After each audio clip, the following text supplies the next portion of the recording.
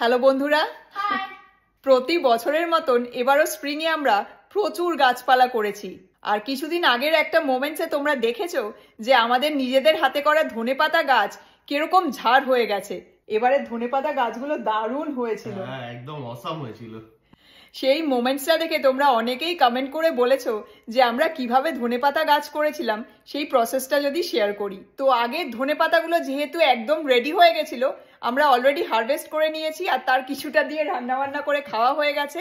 সেই ব্লগটা আমাদের প্রথম ইউটিউব চ্যানেল আর প্রথম Facebook page the বঙ্গাল in US ওখানে অলরেডি আপলোড করে দিয়েছি, তো তোমরা চাইলে দেখে নিতে পারো। আজকে আবার আমরা নতুন করে ধনেপাতার বীজ লাগাচ্ছি, তাই ভাবলাম আমরা কিভাবে ধনেপাতা গাছ করি সেই প্রসেসটা তোমাদের সাথে আজকের মোমেন্টসে শেয়ার করি। বিদ্যুৎ মিষ্টি অলরেডি পট আর মাটি নিয়ে বসেও পড়েছে। এই যে এইটা হচ্ছে আমাদের গাছের মাটি, এই মাটিটাই আমরা ইউজ করি সব আউটডোর গার্ডেনিং এর জন্য, আর সেই মাটিটাই আমরা পটে ঢেলে নিয়েছি। এইবার হচ্ছে বীজ লাগাবার পালা। আর এই যে এইটা হচ্ছে ধনেটাকে আমি 1 ঘন্টা জলে ভিজিয়ে রেখেছি। আমাদের ঘরে যেরকম রান্নার জন্য গোটা ধনে থাকে, এটা হলো সেই ধনে। হ্যাঁ, আমরা বীজ থেকেও করি, মানে যেটা দোকান থেকে পাউচে পাওয়া যায় সেটা নিয়ে এসেও করি, আবার ঘরের ধনে দিয়েও করি, প্রিটি মাচ সেম, দুটো দিয়েই খুব ভালো হয়।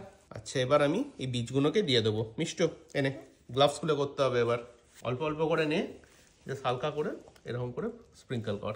ওকে, ঠিক আছে। এনে প্রসেসটা বেশ মজার। এই যে জাস্ট হালকা করে বীজগুলো একটু স্প্রিঙ্কল করে দেবো, আর বীজগুলো ময়েস্টই আছে।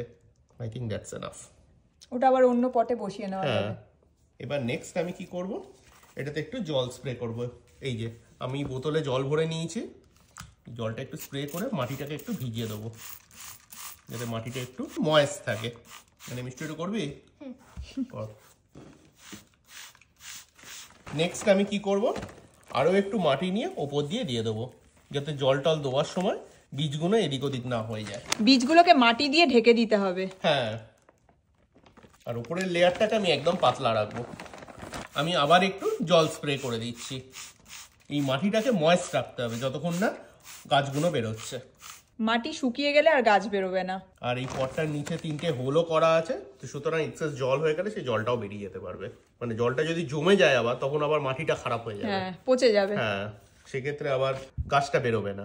আমাদের ধনেপাতা গাছের বীজ প্ল্যান্ট করা হয়ে গেছে।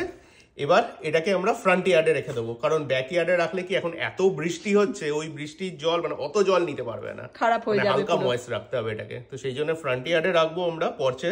তো মাঝে মাঝে সকালবেলা আমি গ্যারিঞ্চা জল দিয়ে দেবো, যাতে হালকা ময়েস্ট থাকে, তো তাহলেই গাছটা ভালোভাবে বেরোবে। ধনেপাতার বীজ বসানোর পর পটটা নিয়ে বাইরে চলে এসেছি। এবার এটাকে এই শেডের তলায় আমি রেখে দেবো। এই যে পটটাকে এখানে রেখে দিলাম। যে রেটে বৃষ্টি হচ্ছে, ডিরেক্ট বৃষ্টির জল পটে পড়লে মাটিটা পুরো খারাপ হয়ে যেতে পারে, সেজন্যই শেডের তলায় রাখলাম। কিন্তু মাথায় রাখতে হবে যে মাটিটা যাতে ড্রাই না হয়ে যায়, মাটিটাকে কিন্তু ময়েস্ট রাখতে হবে, তবেই গিয়ে ধনের থেকে ধনেপাতা গাছগুলো বেরোবে। তো এই ছিল আমাদের ধনেপাতা গাছ করার প্রসেস। তোমরা এইভাবে ধনের বীজ দিয়ে ধনেপাতা গাছ বাড়িতে করতে পারো। তো যাই হোক, এখন টাটা, তোমাদের সাথে পরের মোমেন্টসে আবার দেখা হচ্ছে। Bye bye.